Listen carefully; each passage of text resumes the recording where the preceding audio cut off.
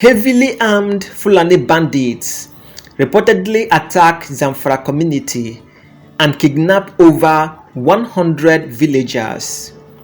Armed Fulani bandits on rampage have reportedly attacked 1K village near Gusau, Zamfara state capital, and kidnapped over 100 villagers, including women, children, and the elderly.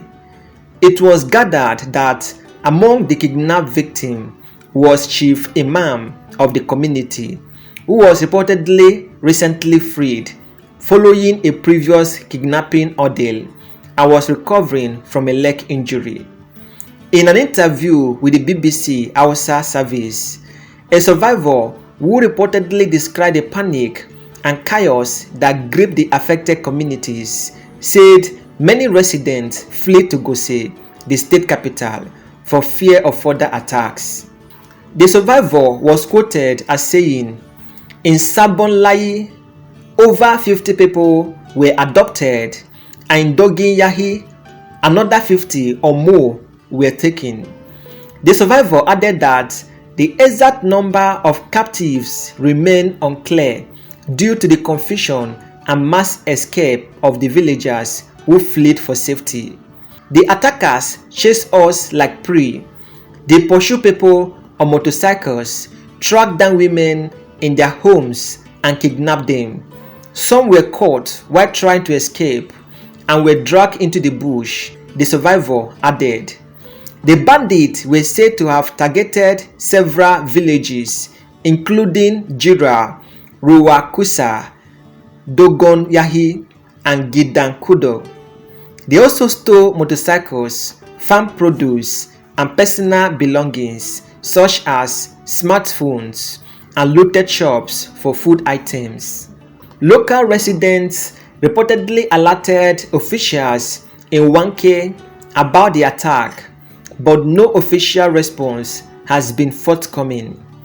The survivor expressed the despair of the community, which has endured these brutal assaults for nearly 9 years.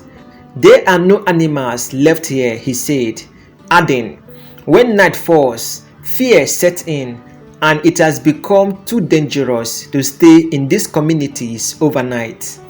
As of the time of filing this report, there has been no official statement from the state authority or the police regarding the attack.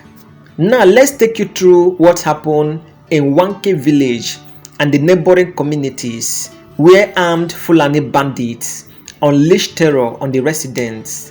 Imagine this: in a quiet community of Zamfara state near the capital Gusau, life was going on as usual for the people of 1K, Sabon Lahi, Dogon Yahi, and the nearby villages. Families were busy with their daily routines.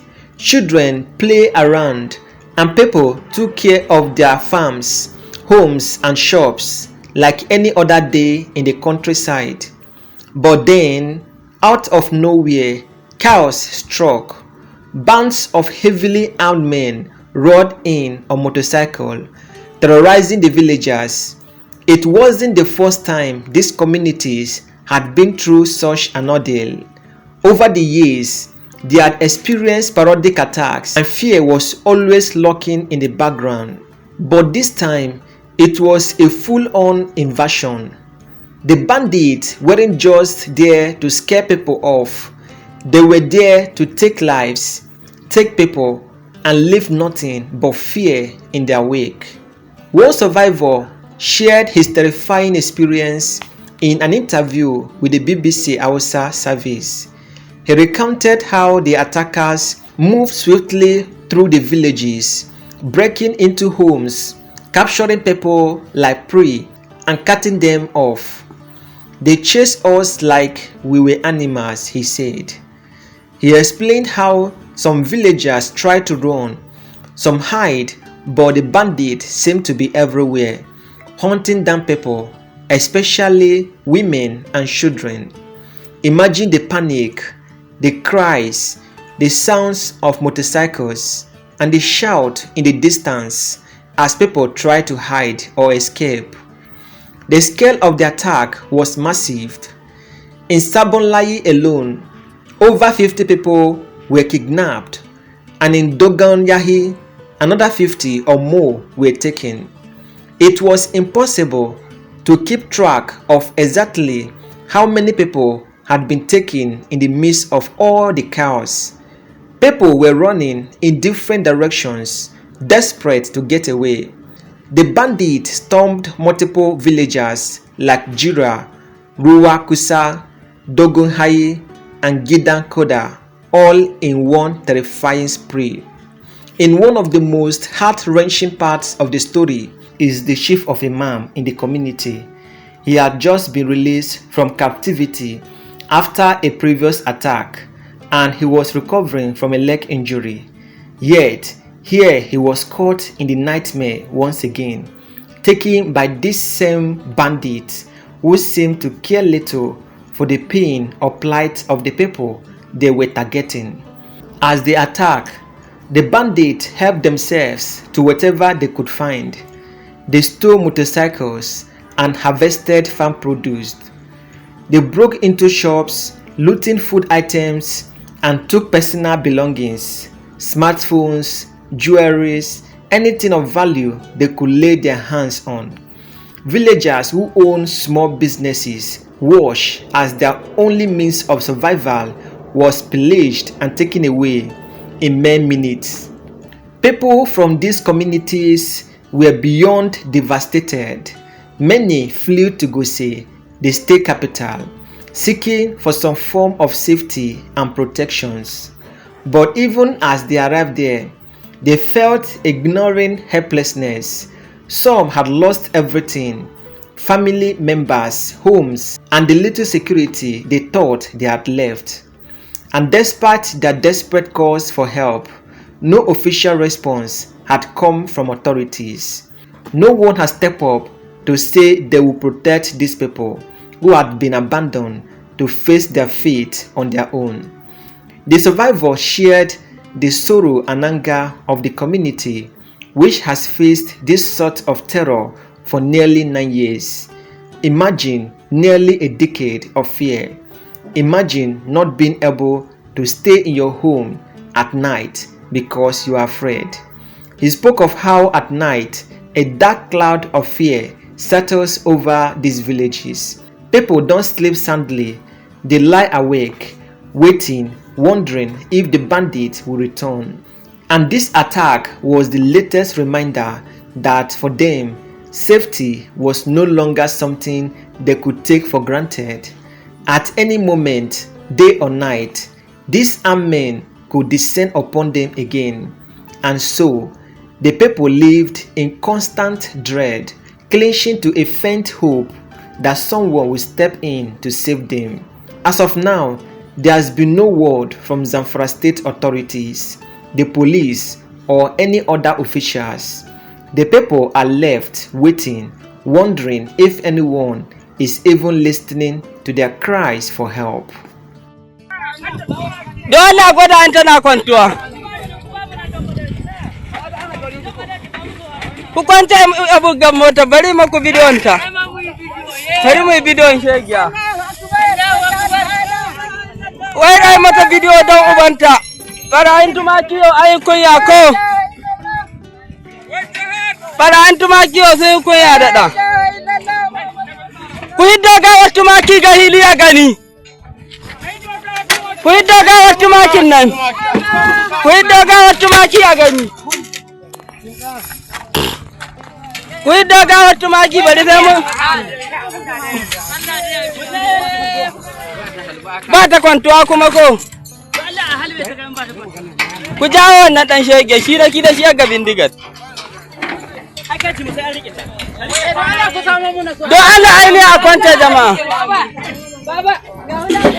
Fantina kai.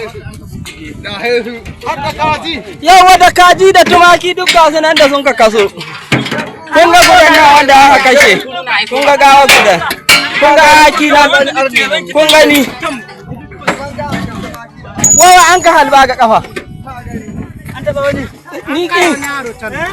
An kare wani can ne. Can ma na haka ba ni. ku wace jama'a ku bar gumeya ko ina kwantina ce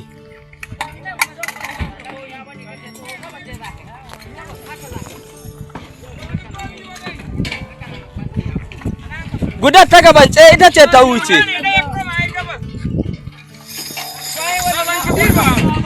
ya zan kadiba ko abin da ya taho gabas ga tumaki ga haki da kaji duk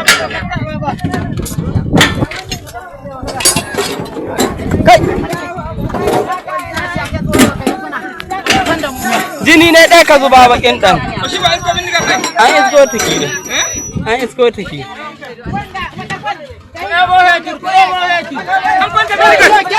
a ebe ga ana ina yi kawo kudi ba ni nan kawo in gani kawo na kai ku yana in ga hukka ku cikin bidiyo yan abun Allah ba da aha dai Allah kare ba yamma dai amma gaba akwai dan gaba laya lam yawwa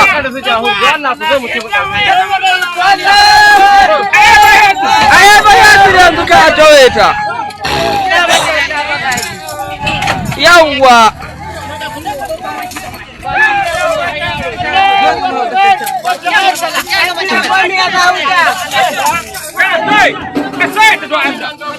a tsaye ta ga ciki zanne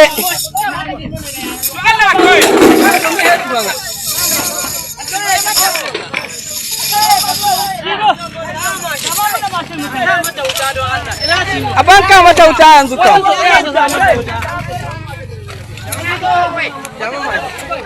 taddama shi waccan wuta mato Nigeria, composed of various ethnic groups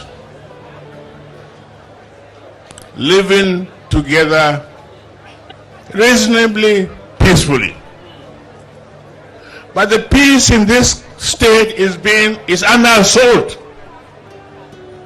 There's an attempt at ethnic cleansing in this state and of course in all the riverine states of Nigeria. We must resist it. We must stop it. Every one of us must rise up. The armed forces are not neutral. They collude. They collude. They collude with the armed bandits that kill people, kill Nigerians. They facilitate their movements.